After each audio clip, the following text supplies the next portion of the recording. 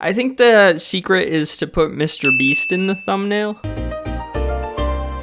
YouTube has been around for a long time, and it's always had really good content and really dog shit content.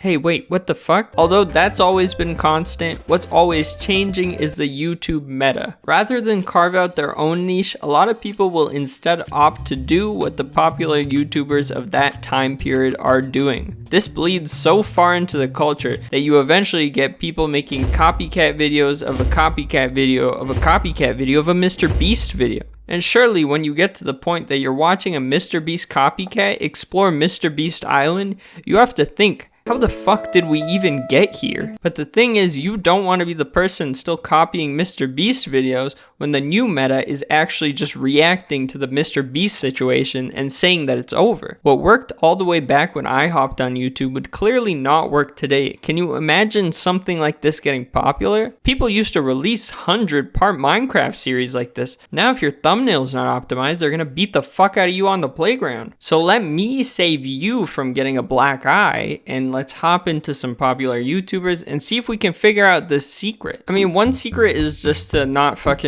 actually make content and just post a popular cartoon. This isn't really a current meta thing. You can always do this. Just rip off Family Guy or SpongeBob or something else that's pretty popular and just post it. That's it. Another option is to make theory videos, but not research theory videos. No. Instead, you have to make the most obvious observation and somehow turn that into a 15-minute theory. Now let's take Drake, for example.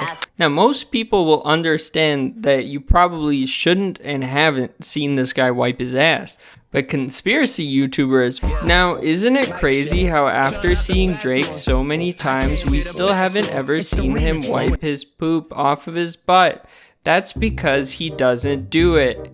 Now wait, that sounds crazy, but let me explain. By doing this, you can turn basically anything into a theory. People will click expecting some crazy revelation about your subject, but in reality, it's fucking nothing. But they can't really be that mad because you did deliver something? Now let's talk about commentary. Now I don't mean like high effort, high quality commentary. I'm talking about reactionary commentary, current events. This is the genre that Critical is kind of the king of. This is what $250 million should look like. What did I think about the Jake Paul versus Mike Tyson fight? There are few products that have a worse reputation than YouTuber products. Jinkies. That was not good. Why can't I grow facial hair in these two areas on my face? It's infuriating. All you have to do is take the most relevant current event, piece of media, drama, and generally summarize the situation and give your very generic thoughts on it, adding absolutely nothing of value to the conversation. It's like water cooler talk.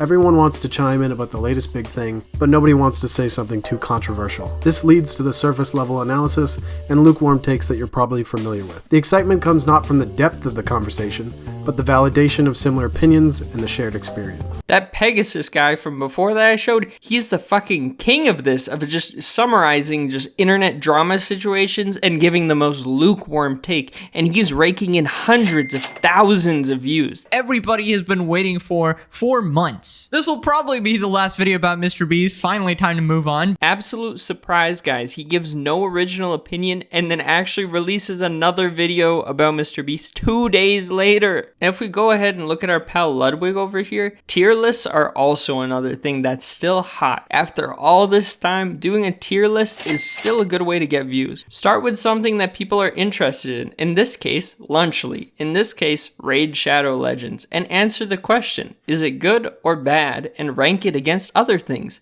Another way is to do something that nobody actually wants to do, but people might be curious about. Start 100% in games. Put in 100 hours into a game. Do some stupid ass challenge that is ultimately pointless, but people want to see it. And your video gains success as it is the only way they can see it. And now for one of the biggest genres on YouTube, stream highlights.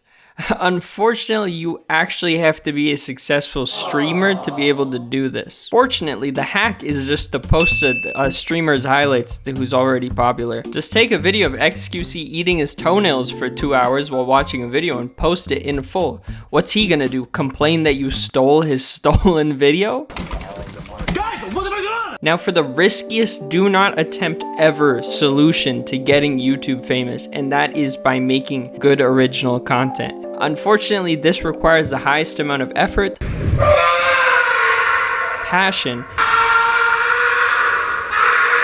and it requires you to actually care about content creation and not just the potential financial gain or the potential clout you could get from doing it. I'm done playing League of Legends. I'll continue to play video games and make videos because it's my passion. I love to make you guys laugh. Although YouTubers do exist in this space, let's talk about CoffeeZilla. This guy's putting in hundreds of hours into new crypto investigations. This guy is breaking news. This guy's getting sued by Logan Paul. Logan Paul is suing me for CryptoZoo, only a year after he thanked me for it. Oh, man, I wish I could get... No, probably not, actually. You have people like Empleman, who's releasing arguably the best video essays on YouTube right now. You have people like Sockoman. Oh my god, I can't even actually say all the great things about this guy.